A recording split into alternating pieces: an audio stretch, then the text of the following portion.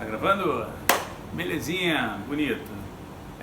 Bom dia rapaziada, bom dia turma do primeiro ano, ensino médio, muita saudade, espero que estejam todos bem, tá certo? Bom, vamos continuar os nossos estudos, né? Aquela nossa aulinha aí programada, com nossos slidezinhos aí pra gente poder dar aquela estudada. Então vamos dar uma relembrada do que foi falado antes? Falamos sobre lusofonia, né? Aquela origem lá da língua portuguesa, desde lá da Península Ibérica, aquela história toda. Cabral chegando aqui no Brasil, né?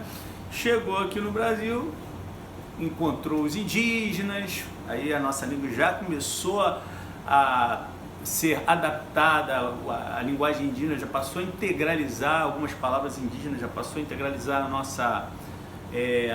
nosso idioma, fazer parte da nossa língua, assim como a dos escravos africanos. A gente já sofreu lá a influência dos árabes, dos germânicos, holandeses, que já havia desde a vinda lá da Península Ibérica. Então formou-se essa grande miscigenação de linguagem, de língua, de cultura e de idioma, formando a nossa língua portuguesa, correto? Então vamos lá, então vamos continuar e vamos falar do que vem a ser a nossa variação de línguas, cara. Que é isso? O que é a variação de língua? Pô, lembrando que portugueses chegaram aqui, indígenas, escravos, aquela coisa toda, culturas diferenciadas, e o nosso país enorme, né? Então, o que nós temos como variação de línguas?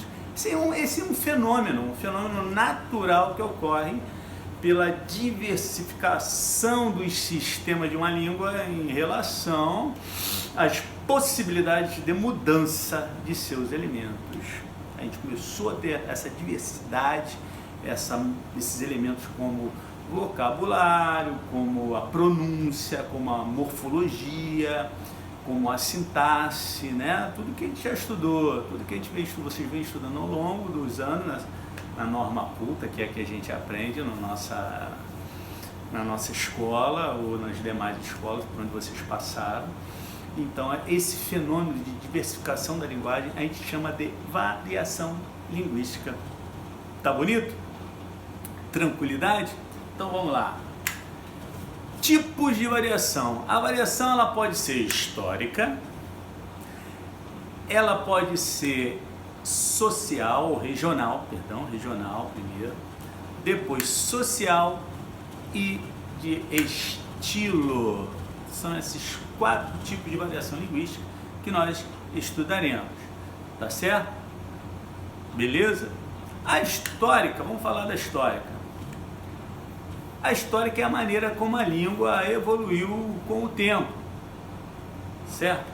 É a maneira como a variação surgiu com o tempo. Imagina lá o português chegando, aquela mistura toda, né, de língua, e a língua ela é viva, vai se modificando, se transformando. A mais importante dela é essa daí, ó, do você. Lembra? Era vossa mercê, vós mercê, vassum-cê, vancê, você, ocê, cê, vc. Aí está variando desde da pronúncia até a escrita, viu? Que foram elementos que a gente falou, da pronúncia, da sintaxe, né? Da morfologia. Então a gente vê, olha, a mais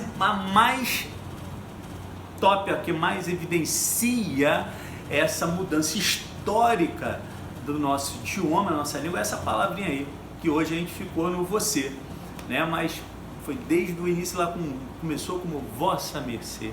E não tem só essas não, nós temos muitas. Olha lá, temos farmácia, que era com PH, e hoje é como? Pô, essa é velha, né? Pô, o senhor tá velhão. Farmácia hoje é com F, não, hoje é com H, né? A palavra hoje. É aquela piada mais antiga do que Pedro Álvares Cabral. Mas olha lá, farmácia era com PH e agora é com F. Feliz, escrevia-se com X. Linguagem, cara, linguagem, né? Gramática da linguagem portuguesa. Cara, a gramática era com 2 M's. Linguagem, como tá aí, e português era com Z no final. Olha, linguagem, coisa, né? Você encontra ainda algumas expressões, eu acredito até que lá em Portugal ainda fala-se coisa ao invés de coisa. Teatro com TH, e hoje é teatro sem TH, póstumo com TH.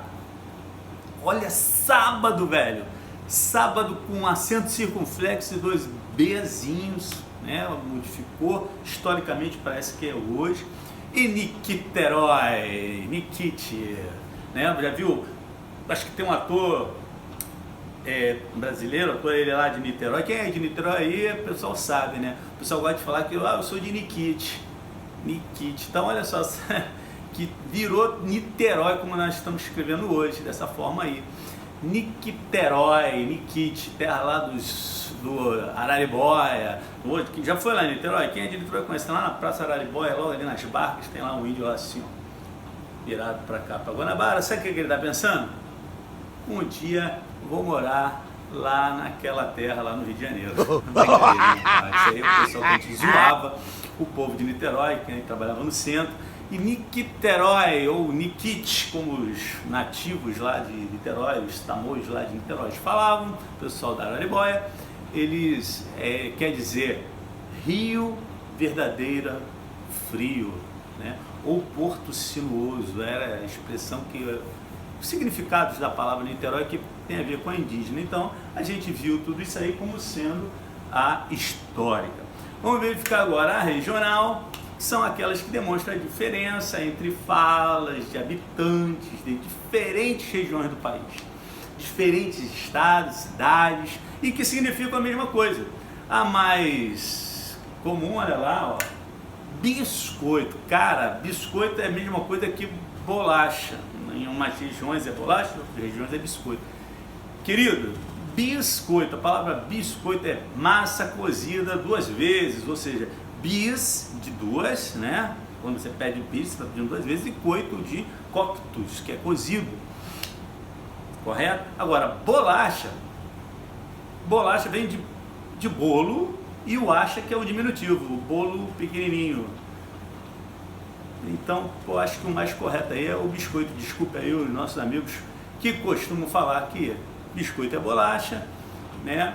Tem lá cada um o seu significado. A origem da bolacha vem dessa de bolo, né? E acha que é um diminutivo.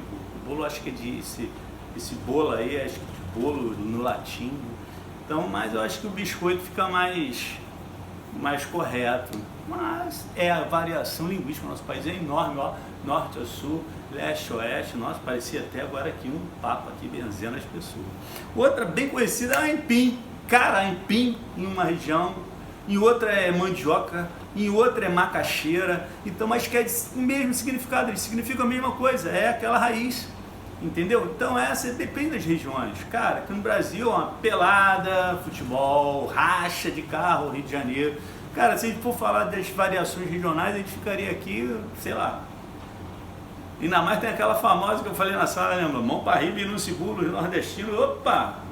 Vai ser o que isso? É um assalto, né? É uma variação linguística lá, mãos ao alto e não sinistro.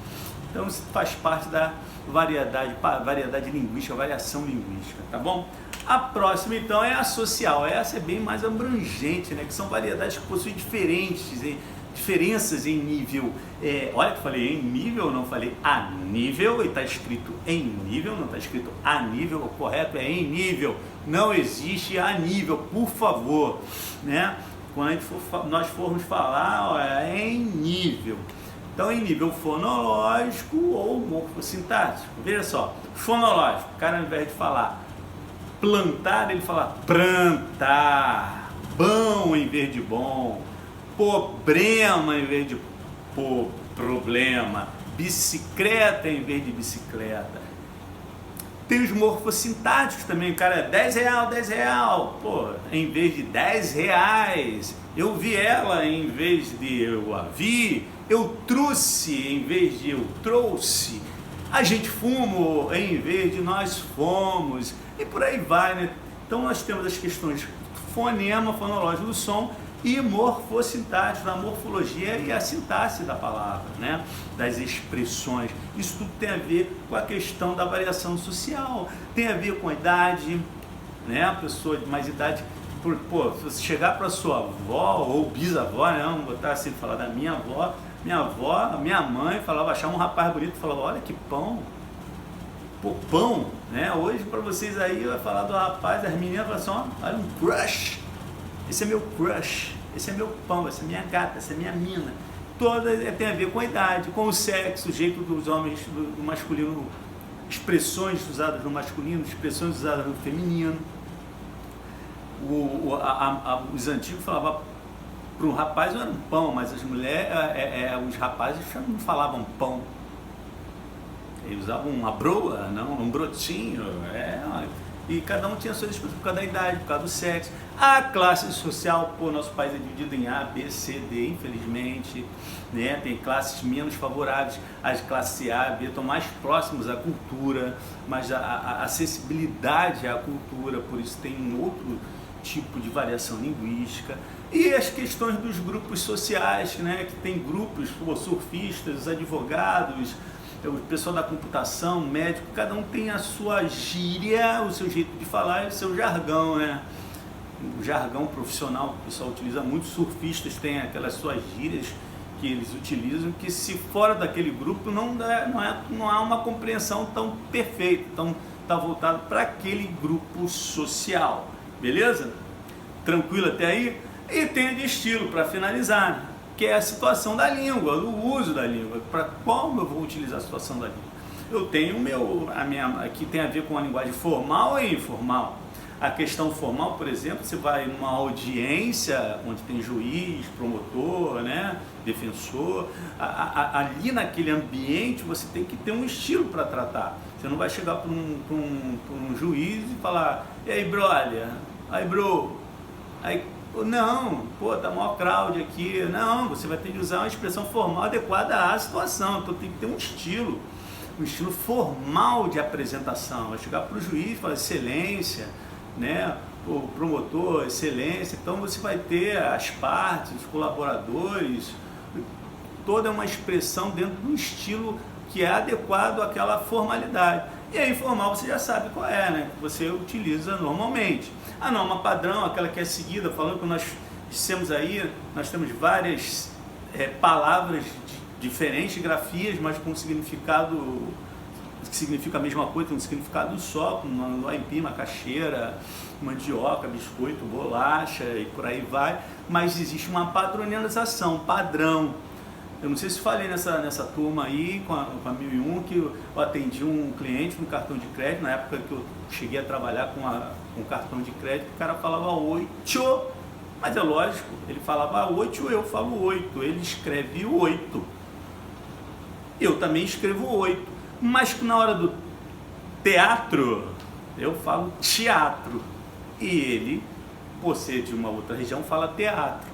Então, perceba, não tem uma correção, não tem uma coisa, mas existe uma padronização. A escrita, principalmente, é a norma padrão que prevalece. E a norma culta é essa que a gente estuda na escola. Você está estudando a norma culta para se tornar uma pessoa dentro da formalidade, dentro da norma padrão, não é verdade? E temos a coloquial, que é aquela nossa do dia a dia, que você conversa com seu amigo no colégio, no seu grupo social, do condomínio, da rua, seus amigos, né, do futebol, as moças da dança lá, cada um tem sua coloquialidade, seu jeito de falar, né, que não é tão formal, que é o nosso do dia a dia. Tranquilo até aí? Então, galerinha, ficamos por aí, vamos, como atividade, vamos praticar as páginas 145 a 50, são só 5 páginas, e a gente vai dando sequência aos nossos estudos. Tranquilidade? Beleza pura? Todo mundo feliz? That's all folks, legal?